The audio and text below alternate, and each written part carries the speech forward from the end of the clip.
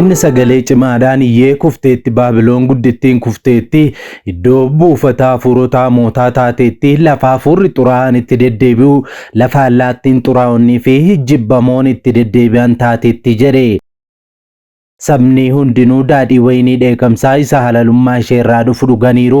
Mootonni biyya lafaa ishee wajjin ejjaniiru. Naggaadonni lafa irraas badhaadhummaa ishee keessa ba'aadhaan sooromaniiru. Cubbuun ishee hamma bantii waaqaatti ol tuulameera. Waaqayyos jallina ishee hundumaa yaadateera.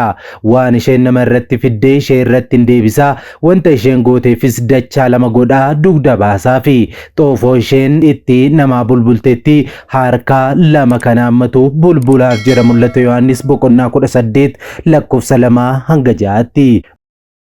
Mandarri Baabiloon har'aa gadummaa fi albaadummaa cubbuutiin laaqamteetti.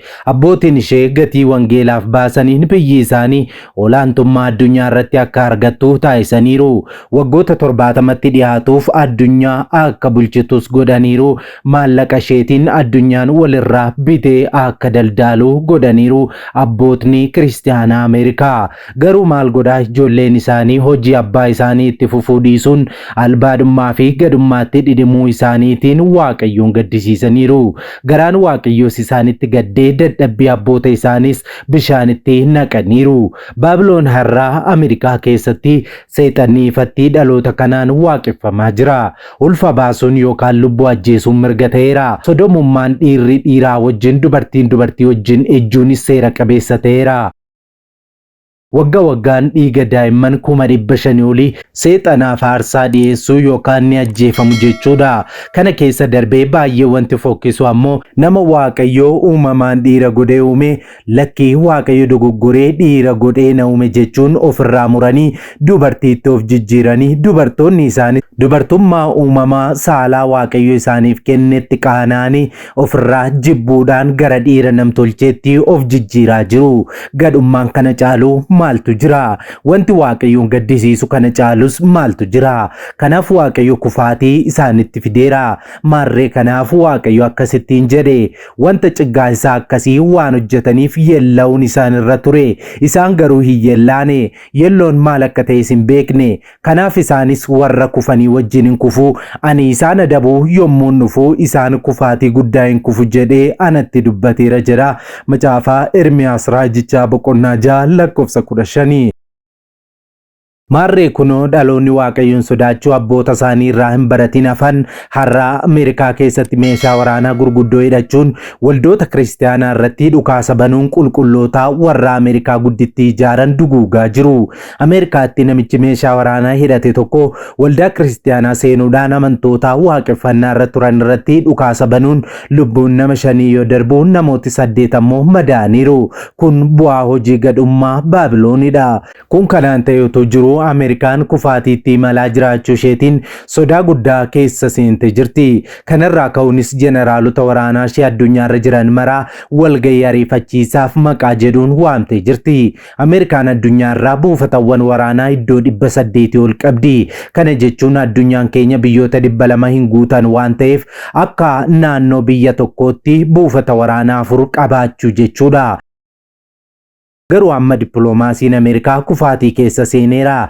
Keessumaa ammoo walqixxummaan addunyaa irraa erga dhabamee addunyaan biyyoota lixaan durfamu diigamuu jalqabeera. Erga Israa'el Gaazaa West Bank dhuunfachuun waraana lafoo ajajjii ammoo Israa'elii fi Ameerikaan qofaatti hafaniiru. Kanaafis Ameerikaan daba wayii yaaddeetu jeneraalota ishee walitti waamte jechuudha.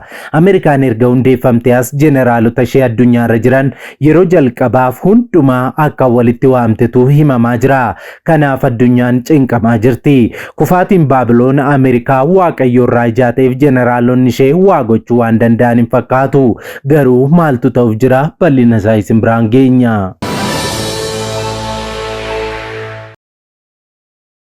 Nagaa faraarri waaqayyoo bakka jirtanitti hunduma keessaniif haa baay'atu. Akkam jirtu daawwattoota Kiristiyaan Miidiyaa. Odeessa wayitaawaa yeroo kanaaf isiniif qindeeffannee isin biraan ga'uuf qabannee dhiyaanneerra hamma xumura qophii keenyaatti nu wajjin turaan affeerraa keenya. Yeroo jalqabaaf gara chaanaalii keenyaatti kan dabalamtan subscribe gochuun mallattoo beelii sana fuulduratti isinii dhufu haala tokko tokkoon ol kan jettu irra kaa'adhaa, like share godhaa, yaada keessan saanduqa yaadaa keessatti nu qoodaa. Kan akka gootaniin qophiileen karaa miidiyaa keenyaa yeroo hundumaa gadhiifaman hunduma dursanii akka isin qaqqabaniif isin gargaara. Dabalataan daawwattoota keenya chaanaalii Kiristiyaan Miidiyaa lammaffaa liinkii isaa komentii jalqabaa isinii keenya gadi tokkoon subscribe godhadhaa maatii ta'a odeeffannoo gara biraa achirraanis argadhaa isiniin jenna. Kallattiin gara oduu keenyaa meetii wal wajjin dabarru.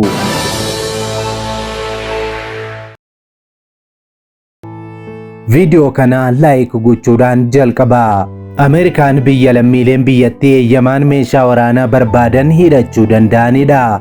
Amma booda kana ammoo lammiileen biyyattii meeshaa waraanaa hidhatan dhukaasa namoota nagaa irratti bananiin waldoota kiristaanaa fi gurmuu hawaasaa nagaa qabeessaan beekamu jeeqaa goolaa jiru. Amerikaan booda kana dhiigi lammiilee nagaa biyyoota keessatti dhangala'u keessaa tokko taatee jirti. Booda kana ammoo lammiileen Ameerikaa gadummaa fi sodomummaadhaan laaqamanii fi Luusiferitti sagadan meeshaa waraanaa hidhatan kana qabatanii gara waldoota kiristaanaa seenuudhaan hawaasa amantaa kiristaanaa guddina Ameerikaa keessatti shoora olaanaa taphatee lafarraa duguugaa jiru. Kun bu'aa sodomummaa fi gadummaan fidedha. Haa ta'uutii hangaa'onni Ameerikaa ammayyuu ija isaanii hin bananne qooda yaada garaa geeddarachuu fi xuraa'ummaa cigga'uu akkasumas biyyattiin gara waaqayyootti akka deebituuf yaada qalbii jijjiirrannaa dhiyeessuu xuraa'ummaa isheef beekamtii kennitee itti fufuu filattee jirti. Yeroo kanatti biyyoonni michuu Israa'elii fi Ameerikaa ta'an hunduu Israa'elii fi Ameerikaa ganuudhaan walqixxummaan biyya lafaa irratti akka dhufu gaafataa jiru. Yeroo kanatti lammiin Ameerikaa meeshaa waraanaa hidhate tokko Michigan waldaa kiristaanaa irratti haleellaa baneen lubbuun namootaa darbeera. Michiganitti hidhataan tokko konkolaataadhaan waldaa amantoota kiristaanaa konkolaataan cabsee seenee dhukaasa banuudhaan ibidda itti qabsiise namoota 5 yoo ajjeesu namooti biroo 8 ammoo madaa'aniiru. Poolisiin Michigan hidhataa kanarratti dhukaasuun ajjeesuu ibseera. Haleellaan kun waldaa Church of Jesus Christ of Latter-day Saint jedhamu irratti wayita amantoonni dhibbaan lakkaa'aman walitti qabamanii sagantaa geggeessaa jiranitti akka raawwatame ibsameera. Hidhataan kun Thomas Jacob Sanford kan jedhamu yoo ta'u ga'eessa waggaa 40 ta'uu fi iddoo konkolaataa dhaabanitti poolisiin ajjeefamuun gabaafameera. Kaayyoon gocha kanaa maal akka ta'e ammatti ifan taane ammoo haleellaa xiyyeeffannoon raawwatame ta'uun ibsamee jira. Hidhataan kun dhukaasa banee daqiiqaa 8 booda poolisiin dafee naannichatti qaqqabee itti dhukaasuudhaan ajjeefame. Wayita dhukaasi banamu amantoonni daa'imman dhoksaa turan jedhameera. Warra du'an keessaa namoonni 2 itti dhukaafame akka ajjeefamanii fi warri 3 biroo ammoo du'aan isaanii argamuun ibsameera. Booda gareen poolisii addaa boombii dhokataa sakatta'uu naannichatti bobbaafamuun poolisiin Michigan ibsee jira. Waldattiin ibsa baasteen gadduu ishee ibsiteetti. Namoota miidhamaniifis ni kadhanna jettee jirti. Waldichi ibiddaan miidhaa guddaanis irra ga'eera. Bu'aan gadhummaa Ameerikaa fi sodomummaa Ameerikaa kanadha jechuudha. Kana qofaa utuu hin taane torbanotaan dura namni nagaa Chaarlii Kirk jedhamuu fi Ameerikaan gara qulqullummaatti akka deebitu cubbuurraa akka fagaattuu dhaloota barsiisaa ture. Snaayiperiidhaan halaalaa rukutamee ajjeefamuun isaanii yaadatama. Kana eegaatii siyaasii Ameerikaa kan sodomummaan laaqamee biyya Ameerikaa irratti wanti inni gochaa jiru ifatti kan mul'atu jechuudha. Kun kanaan ta'ee otoo jiru jeneraalonni Ameerikaa ajajoonnii fi qondaalonni waraanaa ishee bakkeewwan garaa garaatti bobba'anii jiran walga'iif gara biyyaa akka galan Ameerikaan waamtee jirti. Ameerikaan qondaalota waraanaa ishee hundaa bakka tokkotti walga'iif walitti qabuun kanaan dura hedduu baratamaa hin turre. Waamicha ministeerri waraanaa Ameerikaa Pete Hegseth jeneraalotaa fi ajajoota waraanaa biyyattii addunyaa irra jiraniif taasisaniin gaggeessitoonni waraanaa kunneen waamicha godhamee fudhachuun gara Ameerikaa imaluuf akka jiran maddi oduu Reuters gabaaseera. Walga'iin qondaalota waraanaa Ameerikaa kun torban kanaa kan geggeeffamu yoo ta'u Virgiiniyaatti akka geggeeffamu ibsamee jira. Waamichi ajajoota waraanaa Ameerikaatiif taasifamuu hordofee dhimmi qondaalota waraanaa addunyaa mararraa bakka tokkotti akka walga'an taasise maalidha kan jedhu gaaffii ijoon ka'aa jiru. Maddi oduu Reuters qondaalota Ameerikaa irraa odeeffachuun akka gabaasetti qondaalonni lama humni waraanaa Ameerikaa ilaalcha waraanaa akka qabaatu kan jedhu irratti xiyyeeffachuu waan hin oolledha jechuun gabaaseera. Qondaalli sadaffaan ammoo qondaalonni waraanaa olaanoon guutuu addunyaarraa walga'uun isaanii akkasumas dhimma salphaa osoo hin taane dhimmoota jajjaboo kanneen akka tarsimoo ittisaa biyyaalessaa akkasumas lakkoofsi qondaalota waraanaa olaanoon waraana keessaa xiqqeeffamuu akka malanfaa ka'uu akka irratti mari'atamu kaasaniiru. Maddeen Reuters akka himanitti ajajoonni fi qondaalonni waraanaa Ameerikaa guutuu addunyaarraa dhufan Virginia Marine Corps University keessatti akka walga'uuf jedhantu ibsame.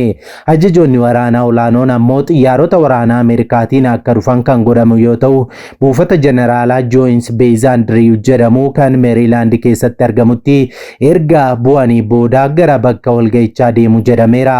Ameerikaan addunyaarraa bakkeewwan hedduurraa buufataalee waraanaa qabdi. Isaan keessaa bakkeewwan fageenya irratti argaman kanneen akka Kooriyaa Kibbaa fi Jaappaan fa'aa keessattidha.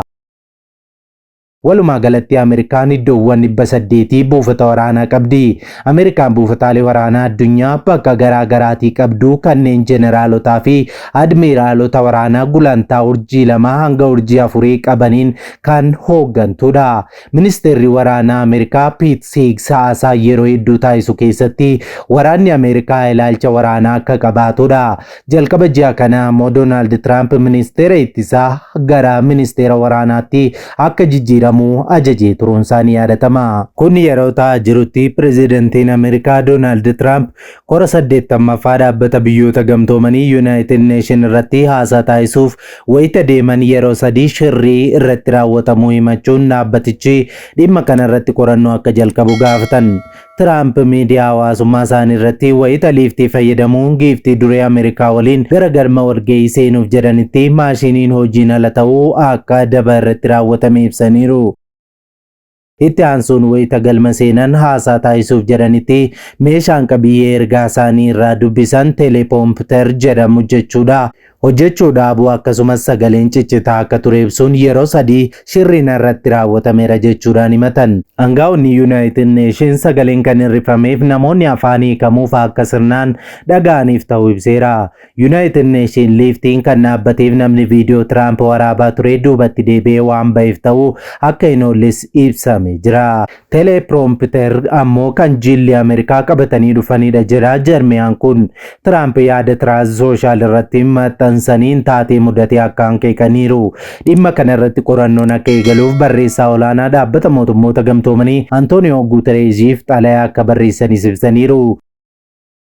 Wanti dhaabbata biyyoota gamtoomaniitti na mudatee baay'ee qaanessaadha. Tokko yookaan lama qofaa osoo hin taane yeroo 3 dabina irratti raawwatameera. Kun akka carraa waan na mudate miti.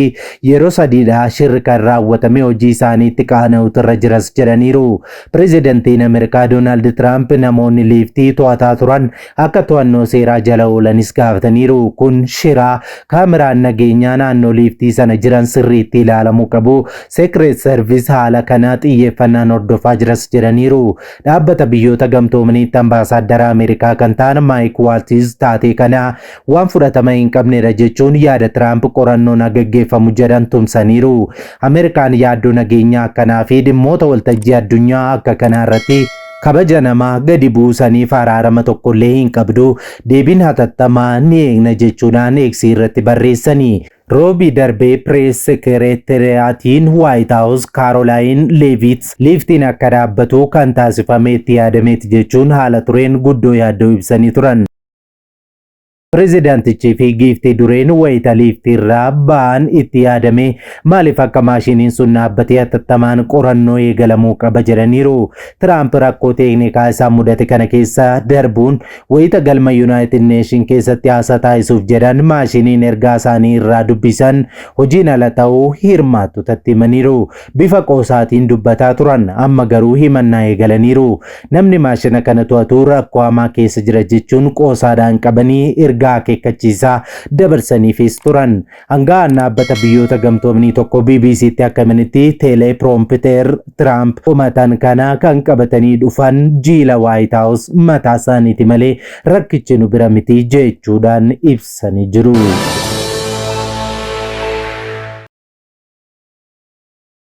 Egaan daawwattoota Kiristiyaan Miidiyaa odeessoo itaawaan yeroo kanaaf siniif qindeeffannee kanneen hanga ammaatti daawwattanidha. Waan daawwattaniif ulfaadhaa jechaa qophii keenya walakkaatti kan nutti dabalamtan subscribe gochuun mallattoo beelii sana fuulduratti sinii dhufu haala tokko tokkoon ol kan jettu rakkaadhaa like share godhaa yaada keessan saanduqa yaada keessatti nuu qoodaa kana akka gootaniin qophiileen karaa miidiyaa keenya yeroo hundumaa gadhiifaman hunduma dursanii akka isin qaqqabaniif isin gargaara. Sa'aatotaan booda odeeffannoo haaraa wayitaawaa gara birootiin hanga deebinee ol arginutti turtii gaarii isiniif haa ta'u nagaan tura.